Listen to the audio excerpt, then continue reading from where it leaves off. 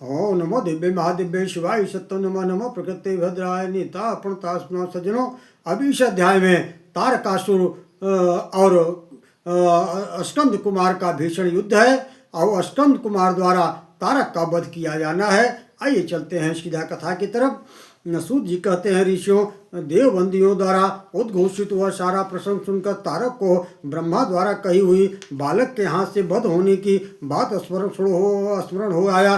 तब वह कालधर्म का स्मरण कर कवच रहित अवस्था में अकेले पैदल ही तुरंत अपने भवन से बाहर निकल पड़ा और उसे पुकारते हुए कहा, अरे कालनेम आदि प्रमुख दैत्य योद्धाओं, तुम लोग दौड़ो, इसे पकड़ लो, सेना के साथ युद्ध करो। तत्पश्चात भयंकर आकृति वाला तारक कुमार को देखकर बोला, अरे बच्चे, क्या तुम युद्ध करना चाहते हो? यदि ऐसी बात है तो आओ, क्रीड़ा की तरह खेलो। तुमने अभी तक रणभूमि में भय उत्पन्न करने वाले दानवों को नहीं देखा है। बालक होने के कारण तुम्हारी बुद्धि इस प्रकार छोटे मोटे प्रयोजनों को देखने वाली है, दूरदर्शी नहीं है। यह सुनकर कुमार भी देवताओं को हर्षित करते हुए तारक से बोला, तारक सुनो, मैं तुम्हारे शास्त्रीय अर्थ का निरूपण कर रहा हूँ। निर्भीक योद्धा समर भूमि में प्रयोजन को नहीं देखते। तुम मेरे बालकपन की अवहेलना मत करो। जैसे सांप का बच्चा कष्ट कारक होता है और उदय कालीन सूर्य की ओर भी नहीं देखा जा सकता, उसी तरह मैं दुर्जय बालक हूँ।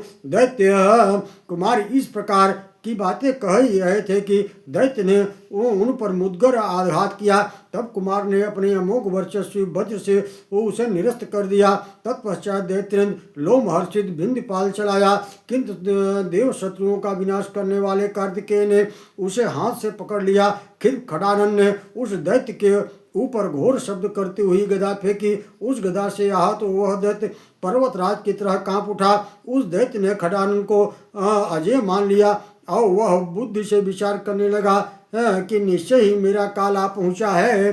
तदनंतर रण में भीषण कार्य करने वाले उन कुमार को क्रोध देखकर काल नेमियाद सभी दैत्य उस पर प्रहार करने लगे, परंतु उन प्रहारों पर कांतिमान कुमार कुछ भी प्रभाव नहीं पड़ा। उनका शस्त्रास्त्र छोड़ने में श्रम व्यर्थ हो गया। पुनः युद्ध निपुण देव कष्टक महाबली दैत्य देवताओं सहित कुमार पर भाले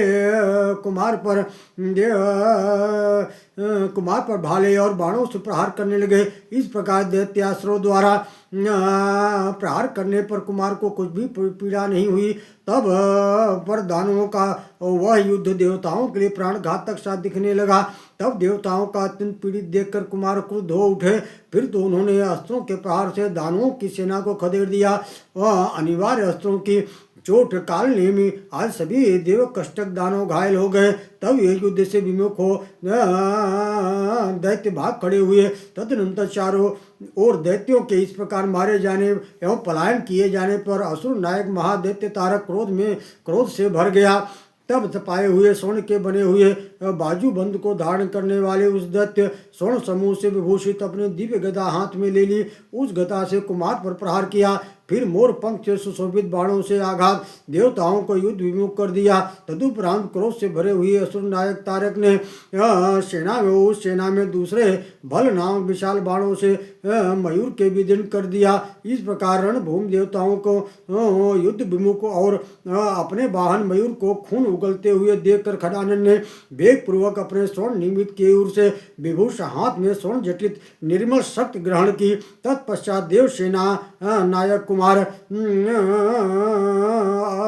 दानवेश्वर तारक को ललकारते हुए दुर्बुद्धे खड़ा रह और जीव लोक की ओर दृष्टिपात कर ले। अपने भली भांति सीखे हुए अस्त्र का स्मरण कर ले। अब तू मेरी शक्ति द्वारा मारा जा चुका है।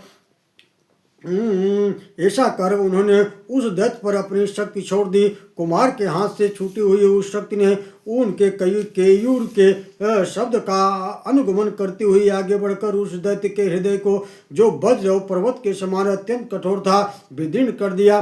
फिर तो वह प्राण रहित हो भूतल पर उसी प्रकार गिर पड़ा जैसे प्रलय काल में पर्वत धराशायी हो जाते हैं। उसकी पगड़ी और मुकुट छिन्न भिन्न हो गए और सारे आभूषण पृथ्वी पर बिखर गए। शान कुमार भुजो तत्केयूर वानुगा विभेद दैत्य हृदय वज्र शैलेन्द्र कर्कशम गतासुत पातोर्भा प्रलय भूधरो तथा विकीर्ण मुक्टोर्वीण वस्त्र खलभूषणा।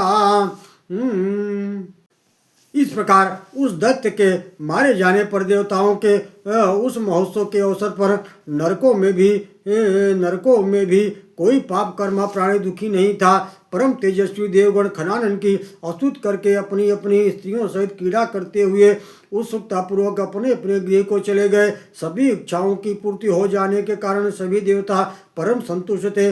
वे जाते समय तपोधन सिद्धों के साथ स्कंद कुमार को वर देते हुए बोले, देवता ऊचु यह पठे स्कंद संबंधा कथा मर्त्यो महामति शुणुयाच्छा वै द्वापि स भवेत् कीर्तिमान नरः वह आयु शुभग श्रीमान कांतिमा भूभ दर्शन भूतेभ्यो निर्भयश्यापि सर्वदुःख विवर्जितः संध्यामुपास्य यः पूर्वा स्कंदस्य चरितं पठेत् स मुक्त किल विषये सर्वे महाधनपतिर्भवेत् बालानां व्याधिजुष्टानां राजद्वारं च सेवताम् इदं तत्परं दिव्यं सर्वथा सर्वकामदः तनुच्छये च सायुज्यम खड्मुख्य ब्रजेन्नरः। देवता ने कहा, जो महाबुद्धिमान मरण धर्मा मनुष्य स्कंद के संबंध रखने वाली इस कथा को पढ़ेगा, सुनेगा अथवा दूसरों को सुनाएगा,